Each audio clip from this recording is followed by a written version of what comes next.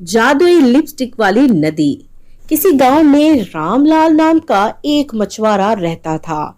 रामलाल अपनी बीवी और बेटी के साथ रहता था। बहुत मुश्किल से वो सिर्फ 2 वक्त का खाना ही कमा पाता था।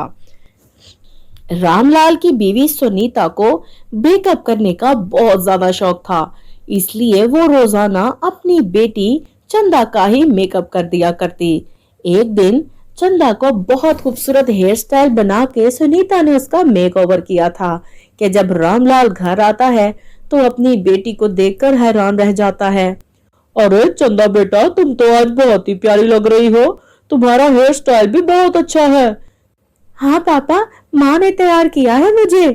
अरे वाह सुनीता, तुम तो बहुत अच्छा मेकअप कर लेती हो। आखिर तुमने कहाँ से सीखा इतना अच्छा मेकअप करना?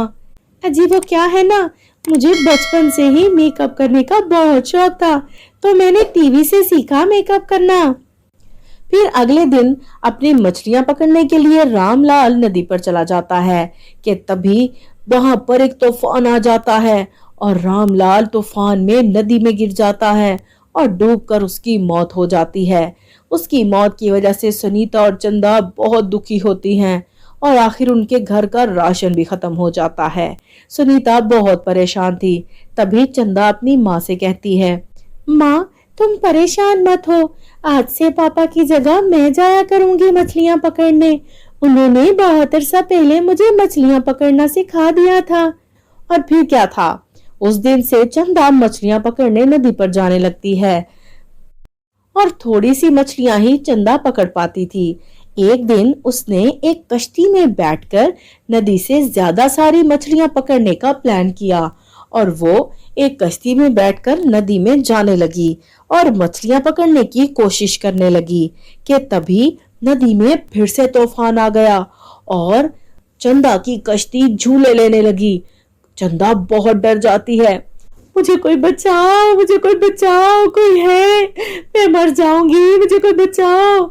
और तभी कोई उसकी आवाज तो नहीं सुनता, लेकिन चंदा बेहोश हो जाती है। जब थोड़ी देर के बाद उसे होश आता है तो तूफान थम चुका था, लेकिन उसकी कश्ती पता नहीं कहाँ जाकर रुक गई थी। चारों तरफ पानी ही पानी था और वो नहीं जानती थी कि ये जगह कौन सी है। हाय अल्लाह, मैं कहाँ आ गई? मैं वापस कैसे जाऊंगी? मुझे बहुत डर लग रहा है। कोई मुझे बचाओ, कोई मेरी मदद करो। तभी नदी में से आवाज आती है, चंदा रो नहीं बेटी, मैं तुम्हारे साथ हूँ। आप कौन है? कौन बोल रहा है? मैं बात कर रही हूँ, मैं नदी हूँ, मैं एक जादुई नदी हूँ बेटा। देखिए जादुई नदी, प्लीज मुझे बचा ले। मेरे पापा भी ऐसे ही तूफान में मर गए थे।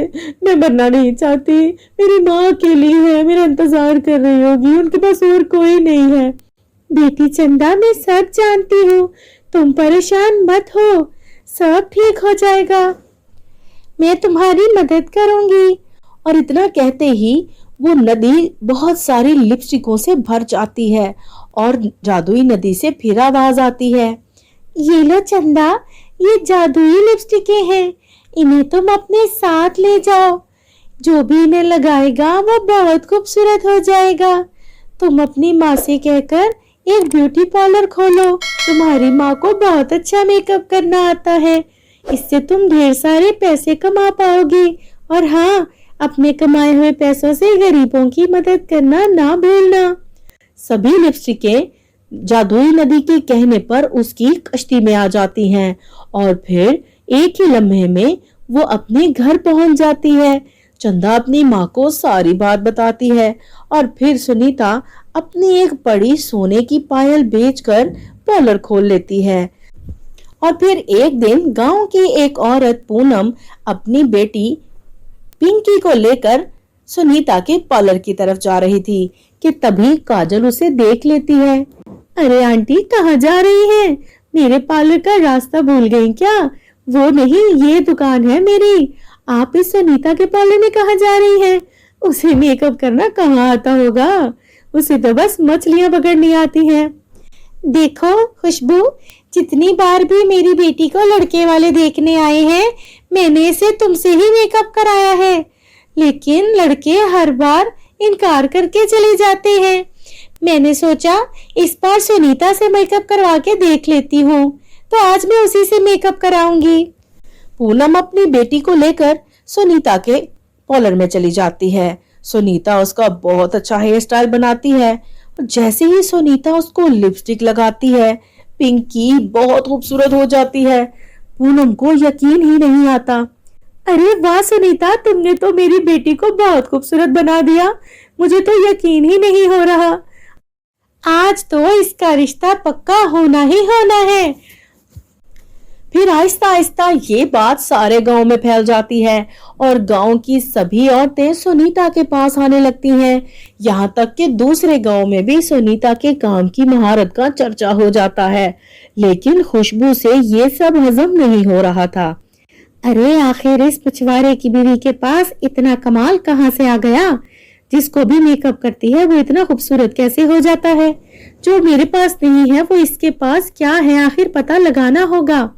खुशबू दोनों माँ बेटी की जासूसी शुरू कर देती है और जब एक दिन दोनों माँ बेटी जादुई लिपस्टिक के बारे में बात कर रही थी तो वो सुन लेती है और उसी रात उनके पार्लर से सारी लिपस्टिक लेकर गायब हो जाती है। अगले दिन जब वो दोनों माँ बेटी पार्लर पहुंचती हैं तो उन्हें कोई भी लिपस्टिक नहीं मिलती।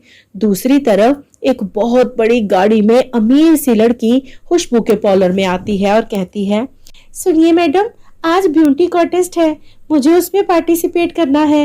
मेरा बहुत अच्छा सा मेकअप कर दो कि ब्यूटी कॉन्टेस्ट मैं ही विन करूं। पैसों की फिक्र मत करना, जितने चाहोगे मिल जाएंगे।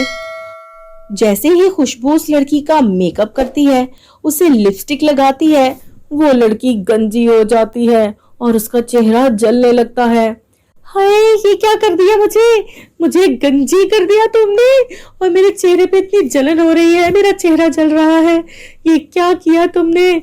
और तभी वो लड़की पकड़कर खुशबू को खूब मारने लगती है। खुशबू शोर मचा रही थी। तभी साथ वाले पार्लर से सुनीता और चंदा शोर सुनकर उसको बचाने आती हैं और जैसे तैसे करके खुशबू को उस लड़की से बचाती है। खुशबू उनसे माफी मांगती है और उनकी सारी जादुई लिपस्टिकें उनको वापस कर देती है। उसके बाद कभी भी उनके काम से जलन नहीं करती। तो मेरे प्यारे दोस्तों, कैसी लगी आपको हमारी आज की ये कहानी? पसंद आई हो तो लाइक कर दें और चैनल को सब्सक्राइब करें। आपने इस कहानी से क्या सीखा वो जरूर बताइएगा।